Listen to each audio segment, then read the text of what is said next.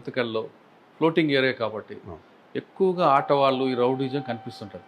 ఆ రౌడీజం ఎలా కంట్రోల్ చేశారు? Surveillance is important. వాళ్ళు ఏం చేస్తున్నారు, వాళ్ళ స్థితిగతులు ఏమి, వాళ్ళ బ్యాంక్ అకౌంట్స్ వెరిఫై చేయడము, వాడి జీవన విధానం ఏమి, వాడు ఇప్పట్లో ఏమైనా సడన్గా డబ్బు తీసుకొస్తున్నాడా, లేదు వాడు సడన్గా వాడి లైఫ్ స్టైల్ మారిందా, ఏమైనా పర్చేస్ చేసినాడా, కారు కొన్నాడా, బండి కొన్నాడా, వాడి మీద కొంచెం సరైన నిఘా పెట్టినట్లయితే వాడు ఏం చేస్తున్నాడో మనకు మూమెంట్ తెలిసిపోతుంది సార్. మోర్ ఓవర్ వాళ్ళ టెక్నాలజీ ఇప్పుడు టెక్నాలజీ బాగుంది కాబట్టి వాళ్ళ ఫోన్ నెంబర్స్ని వాళ్ళ అవన్నీ వెరిఫై చేసుకుంటూ పోతే మనం వాళ్ళని సరిగ్గా మనం మానిటర్ చేయొచ్చు సార్. అంటే రౌడీజం కంట్రోల్ అయిందంటారు? కంట్రోల్ 100% కంట్రోల్ అయింది. ఓకే, ఇక్కడ ఒక క్రిమినల్ ఉంటారు, జేమ్స్ అనుకుంటా అని పేరు. అవును, ఆయన ఎప్పుడైనా మీకు ఎదురుపడ్డా? 100% ఎదురుపడ్డాడు సార్. అతని మీద సస్పెక్ట్ షీట్ ఉంది గుంతకల్ వన్ టౌన్లో. ఒకసారి నాకు బాగా గుర్తుంది, ఎస్బీఐ ఆఫీస్ నుంచి ఫోన్ వచ్చింది. అతని సస్పెక్ట్ షీట్ని అప్డేట్ చేయాలని చెప్పేసి, ఫింగర్ ప్రింట్స్ కావాలని చెప్పేసి అంటే అతని గురించి ఆరాధిస్తే కోర్టుకు వచ్చారు వాయిదాకి. సో నాకు ఇన్పుట్ వచ్చింది వెంటనే అతను తీసుకొచ్చి ఇమ్మీడియట్గా సస్పెక్ట్ షీట్స్లో ఫింగర్ ప్రింట్ పెట్టేటప్పుడు ఇష్యూ చేశాడు. నన్ ఆఫ్ యువర్ బిజినెస్, నువ్వు సస్పెక్ట్ షీట్వి, రౌడీ షీట్వి నువ్వు సంతకం పెట్టాల్సిందే, వేలుముద్ర వేయాల్సిందే. సో పోలీస్ డ్యూటీ పోలీస్, అంతే. వేశాడు కామ్గా, తన డ్యూటీ తను చేసుకుని, మా డ్యూటీ మేము చేసాం, తన పని చేసుకుంటాం. ఆయన ఆలోచన ఎక్కడండి అసలు? అంతా నటోరియస్కి ఎందుకు తయారయ్యాడు? సార్ నోటోరియస్గా కావడానికి మేబీ పరిచయాలు, మేబీ ఫైనాన్షియల్ విషయాలు, లేదా అతనుకున్న అంటే ఏమవుతుంది అనేది ఏమన్నా ధీమా ఉండొచ్చు. కానీ ఆయనకి చాలామంది పెద్ద పెద్ద పోలీస్ ఆఫీసర్ పరిచయాలు ఉన్నాయి. మీకు ఇప్పుడు ఇబ్బంది పడలేదా? లేదు సార్, అట్లా ఏమి ఇబ్బంది పడలేదు. ఎందుకంటే సార్ నా జ్యూరిస్డిక్షన్ నాకు ఉంటుంది, నా లైన్ నాకు ఉంటుంది, నా లైన్లో నేను ఎక్కడ కాంప్రమైజ్ అయితే కాదు. చాలా మందితో వాళ్ళకి సంబంధాలు ఉండేవి కదా ఇంకా? సార్ అది అన్నారు, అది ఓకే. తర్వాత గుంతకల్ ఉండి సార్ గుంతకల్ వన్ టౌన్ నుంచి నేరుగా నేను ట్రాఫిక్ వెళ్ళాను, ఏపీ మన అనంతపూర్ ట్రాఫిక్కి. ఓకే, అక్కడ డ్యూటీ చేస్తున్నాను సార్. ఆ డ్యూటీ చేసే క్రమంలో 1 ఇయర్ కంప్లీట్ అయిపోయింది అక్కడ. దెన్ అక్కడ కంప్లీట్ అయిన తర్వాత పోతుకుంటా ధర్మవరం రూరల్ అనంతపురం ట్రాఫిక్లో మీకు మెయిన్ ఛాలెంజ్ ఏముందండి? ఎందుకంటే అక్కడ చాలామంది హెల్మెట్ పెట్టుకోరు. అవును సార్. రాంగ్ రూట్లో వస్తారు. ట్రాఫిక్ సెన్స్ అనేది చాలా తక్కువ మంది ఉంటుంది. అబ్సల్యూట్లీ. వాళ్ళని ఎలా మీరు ఎడ్యుకేట్ చేశారా? అంటే ట్రాఫిక్లో 3 కనిపిస్తాయి, ఎడ్యుకేషన్, ఎన్ఫోర్స్మెంట్, తర్వాత ఇంకోటి ఈ వస్తుంది. ఆ 3 ఈలో ఏది మీకు ఇష్టం? మెయిన్ ఎడ్యుకేషనే సార్. ట్రాఫిక్లో మనము ఎక్కువ ఇంప్లిమెంట్ చేస్తే పోలీస్కి ఆపోజిటే మాట్లాడతారు కానీ ఎవరు ఫేవర్గా అయితే మాట్లాడరు. ఎన్ఫోర్స్మెంట్కి పబ్లిక్ ఎవరికి నచ్చదు. Engineering absolutely. Engineering, enforcement and education, ఈ 3 ఈలు మనకి ట్రాఫిక్లో. అయితే మేము ఎక్కువ ఫోకస్ చేస్తే ఎడ్యుకేషనే సార్. ఎడ్యుకేషనే లైక్ చేస్తారు పబ్లిక్. అరే పోలీసు వాళ్ళు అంతా చెప్తున్నారు, వాళ్ళు మన మంచి కోసంగా చెప్పేది అన్నట్టు వాళ్ళు పాజిటివ్గా తీసుకుంటారు పోలీస్ చెప్పేది. ఎన్ఫోర్స్మెంట్ విషయానికి వచ్చేసరికి మమ్మల్ని విలన్స్ మాది చూస్తారు, మా డబ్బులన్నీ వీళ్ళు దోచేసుకుంటున్నారు, అది ఇది చేస్తున్నారని. కానీ అది కరెక్ట్ కాదు సార్. ఎందుకంటే చట్టము లా మేకర్స్ ఆల్రెడీ లెజిస్లేషన్లో చేశారు, వీఆర్ ద ఎగ్జిక్యూటివ్స్. వాళ్ళు చెప్పింది మేము చేస్తున్నాము. అక్కడ ఇంజనీరింగ్ మీది సంబంధం కాదు, ఇంజనీరింగ్ మాకు సంబంధం. ఇప్పుడు అనంతపూర్లో క్లాక్ టవర్ లాంటి ఏరియాలో రాంగ్ రూట్లో వస్తుంటారండి. రైట్ రూట్లో వచ్చిన వ్యక్తికి రాంగ్ రూట్లో వచ్చే వ్యక్తికి డాష్ ఇస్తే పరిణామాలు చాలా తీవ్రంగా ఉంటాయి. అవును సార్. కానీ అవతల వ్యక్తే ఎక్కువగా డామినేట్ చేస్తుంటాడు రాంగ్ రూట్లో వచ్చి. అటువంటి ఏమైనా ఎదురుపడ్డాయి మీకు?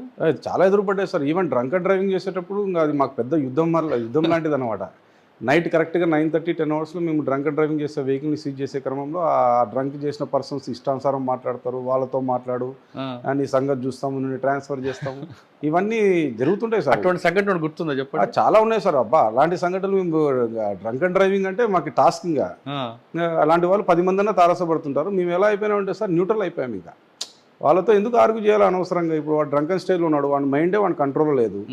వాన్ మైండ్లో కంట్రోల్ లేనప్పుడు నేను పోయి వాన్ మైండ్లో ఎందుకు దూరాలి? సో బెటర్ విని మన ప్రాసెస్ ఏదో కంప్లీట్ చేసుకోవడం. కరెక్టే సార్. ఈ ప్రాసెస్ జరిగే టైంలో వాడు ఇరిటేట్ చేస్తుంటాడు మనం.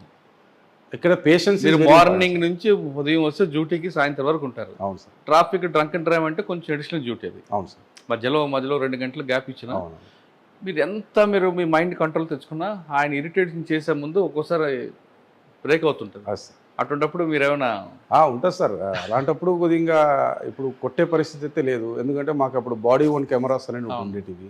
ఆ బాడీ ఓన్ కెమెరాస్లో ప్రతిదీ రికార్డ్ అయ్యేది. ఈవెన్ డ్రంక్ అండ్ డ్రైవ్ పోయేటప్పుడు కూడా మేము బాడీ ఓన్ కెమెరాస్ వేసుకొని పోయేటోళ్ళం ట్రాఫిక్లో.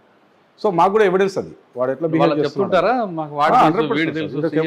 అది రొటీన్ సార్. ఇంకా అది రొటీన్ సిలబస్. ఇది ఈవెన్ చలాన్ వేస్తేనే ఫోన్లు చేస్తున్నారు. 130 రూపాయలు చలాన్ వేస్తేనే ఎమ్మెల్యే గారితో మాట్లాడండి అనే పరిస్థితి ఉంది అనమాట. అప్పుడు మేము చెప్తుంటే మీ లా చేసిందే వాళ్ళు రవి, వాళ్ళు చెప్పింది మేము చేస్తున్నాం అన్నట్టు మేము కన్విన్స్ చేసుకుంటూ పోయేటాం అనమాట. ఇక్కడ తాగే ఎక్కువ డ్రంక్ అండ్ డ్రైవ్లో అమ్మాయిలు కూడా దొరుకుతారా ఒక అబ్బాయిలు? తక్కువ సార్, చాలా తక్కువ. అంత అడ్వాన్స్గా ఏం లేదు ఇక్కడ. ఎక్కువ మెన్నే మనకి డ్రంక్ అండ్ డ్రైవింగ్ దొరికేది. అచ్చా. అనంతపూర్ తర్వాత ఎక్కడికి వచ్చాను? ట్రాఫిక్ తర్వాత అనంతపూర్ ట్రాఫిక్ తర్వాత నేరుగా నాకు పోతుకుంటే అవకాశం ఇచ్చారు సార్. అప్పుడు జీవీజీ అశోక్ కుమార్ సార్ ఉండే మనకి ఎలక్షన్ టైంలో. సార్ అప్పుడు పిలిపించి ట్రాఫిక్ నుంచి నువ్వు బెటర్ గో టు పోతుకుంటాను సార్. పోతుకుంటా అప్పటికి ఎవరు సుముఖంగా ఉండేవాళ్ళు కాదు. ఎందుకు? 3 monthsలో ఎలక్షన్ అనమాట.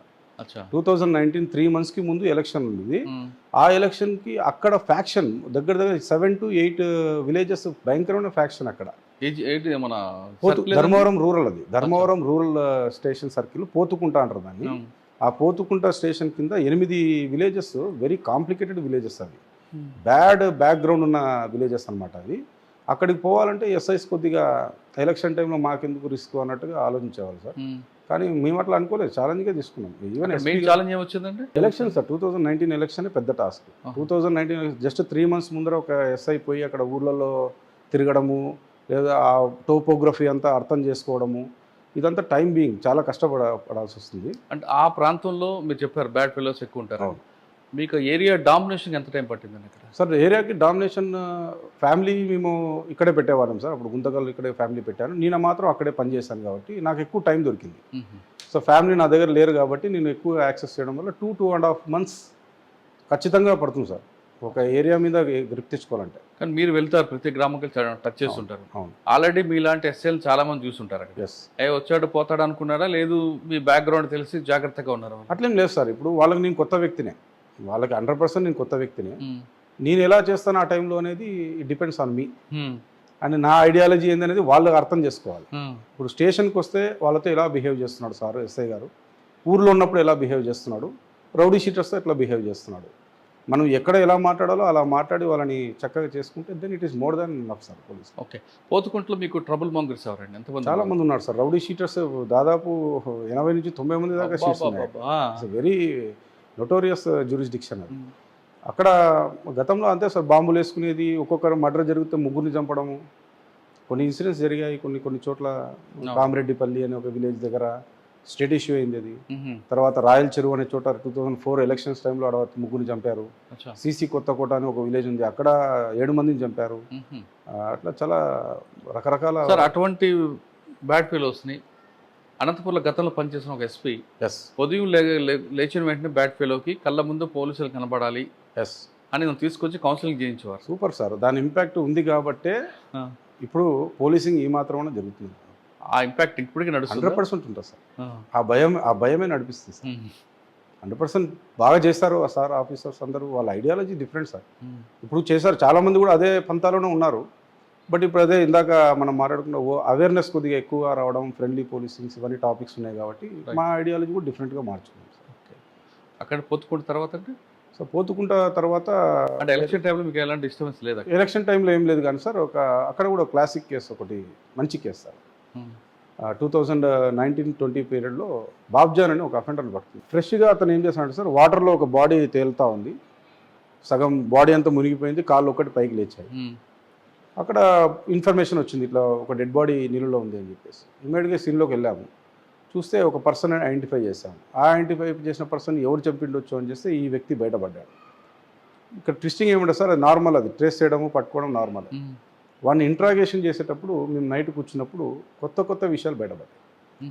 ఏమో కొత్త విషయాలు అంటే సార్, 2019లో ఫ్రెష్ మర్డర్లో మేము తీసుకొచ్చాము అతన్ని. కానీ వాడు మేము ఇంట్రాగేషన్ చేసే పద్ధతిలో 2010లో చేసిన మర్డర్ ఒప్పుకున్నాడు, 2015లో చేసిన మర్డర్ ఒప్పుకున్నాడు. ఒక ఆశ్చర్యం ఏమంటే సార్, 2010లో మర్డర్ చేసిన వ్యక్తి యొక్క మిస్సింగ్ కేసు లేదు, మర్డర్ కేసు లేదు. అయ్యో. బాడీ ఎక్కడుందో కూడా తెలియదు. అటువంటి బాడీని మేము పొలాల నుంచి బయటికి తీసాం. అప్పటికీ ఉంది, decompose, high decomposed, only bones ఉన్నాయి, వెంట్రుకలు అక్కడక్కడ ఉన్నాయి. ఆ బాడీని మేము 2010 సంబంధించిన బాడీని బయటికి తీసాం. 2019 అంటే దగ్గర 10 సంవత్సరాల గ్యాప్ తర్వాత ఆ చంపిన వ్యక్తి ఒప్పుకోవడం వల్ల ఆ బాడీని బయటికి తీయాల్సి వచ్చింది.